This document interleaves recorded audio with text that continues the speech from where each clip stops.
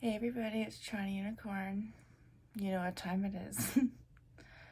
I'm in my jammies. There are cookies. You wanna see?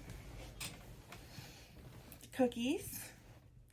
And then my bottoms are cookies. So these are my cookie jammies.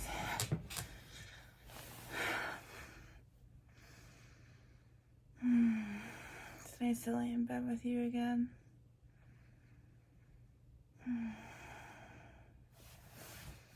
I got a spot for you right here. Lay down, take a load off, and have pillow talk with me. There's so much that goes on in my personal life that is not on YouTube. Some of it is on OnlyFans, but not all of it. Which makes me curious to think, should I be showing the other sides of it? Should I be showing the less glamorous sides to make it a more accurate representation of like what it's like to be a swinger and stuff? Because it's not all smiles, giggles, sex, and orgasms. It's real people with real feelings and attachments, and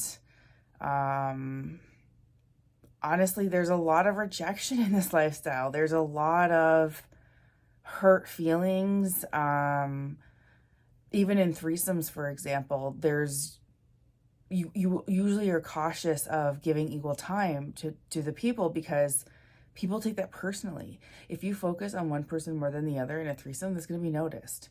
And so there's just so much that goes into it to make everybody feel good. And that's why, sometimes people who are beginners at this, I've heard horror stories. So I went on a date before with a guy, and I hadn't yet joined the lifestyle, but I was telling him I wanted to have threesomes. What did I hear in my mouth? That I wanted to have threesomes. And he told me a story about his ex-girlfriend who gave him a threesome basically, but she didn't really want to. And he said that literally halfway through, this girl got pissed and decided she wasn't enjoying it. And so he had to basically finish with her snarling in the corner. And then it just didn't go well. So I felt bad for him because threesomes can be wonderful. Threesomes can be the more the merrier, with the right partners. So it really is an up and down lifestyle. You've got to be you got to be aware of the trials and tribulations, as some like to call it, of this lifestyle. And I'm not immune to it. I get rejected plenty. Trust me, my girlfriends know. R and L have had to hear me whine about some horrible experiences on my heart. So I have my share, I promise you, of rejection and disappointment, and I don't show those parts because they're not the happy, awesome, good vibes times. And it just, I don't know, sometimes I wonder how authentic my OnlyFans is if I don't show it all. But I do show more on my OnlyFans. For example, the guys that I dated recently, that I did some video vlogs of some guys that I went on a few dates with. So I updated my OnlyFans about what happened with them and how they disappeared and they're gone now, right? But I didn't put something on YouTube because frankly, I don't really want to give airtime to people who didn't really work out. And it's just who wants to make a video and be yeah, so he's not interested anymore because I didn't want to give him monogamy in a week. Anyways, it is what it is. So yeah, so there's just so much that goes on in this lifestyle, not just for me, for everybody. There's so many feelings involved. There's potential jealousy that you have to continuously negotiate with. And it is possible to overcome some even steep feelings of jealousy. It is. I've seen it. I used to be terrified of sharing a certain partner sexually. I thought it was risky. I don't know what I thought, but I thought it scared me. But now, same person, you know, like a few years have passed. We don't have any emotional bond anymore, really.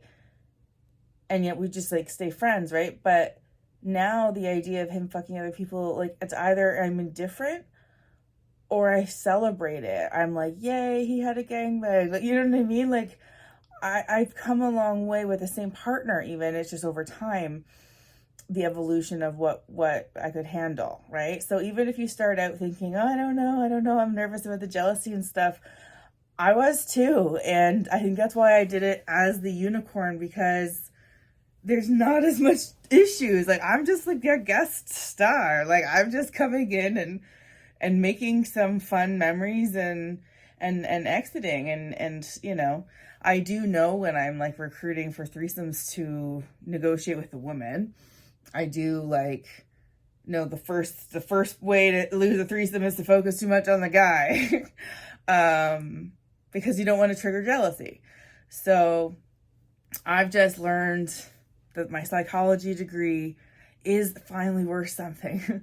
I know finally how to like use some of the things I learned to be more successful matching with couples. But hey, I still strike out all the time. I do. It is what it is.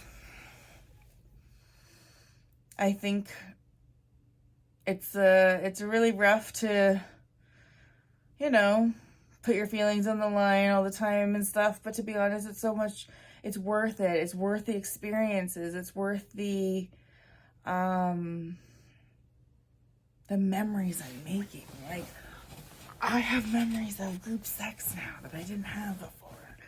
And whether or not I see those people again, you know, I thought I would, but it's starting to look less likely. You know, I'll always have those memories, and like, thank goodness I did it. It felt so far away. This lifestyle felt so far away when I was, up until I was 34. I remember just, even when I learned about Oasis, I remember I would actually get the address and I would like Google Street View it. And I'd like zoom in and like examine the building. And then once I got to the street it was on and I almost walked past it. Like, that's how it took me a few tries to get to the building. It's funny because I almost lived a vanilla life, because I didn't see the door. I didn't see how to enter this lifestyle. And I didn't know what was on the other side of that door, if there was one, you know? And I found a community of people that are the most accepting, friendly, engaging people I could have ever asked to meet. And I just think, thank goodness that I took a chance, you know? It's not easy, but it doesn't even work out all the time. I guess I just think I saw how close I came to giving up my fantasies, to giving up my dreams. And I'm so glad I didn't, because I didn't know what living was until I started living a life that just felt right. Like, being around people who talk about sex all the time is what I need, because I always talk about sex all the time. So I need to be around people who like not only sell it, like put up with it, but celebrate it. You know, like, I've had so many of my vanilla friends kind of just get uncomfortable with my oversharing, and it's like, so I've learned I really can't overshare with them. And so then I started a YouTube channel because I was like, well, fuck, I'll overshare on YouTube then. Well, it seems to be working out. You know, it has been working out. Well, I think it's time to get darker in here. I think I'm going to change the lighting. So you can't really see, but this is because I have stage lighting as well.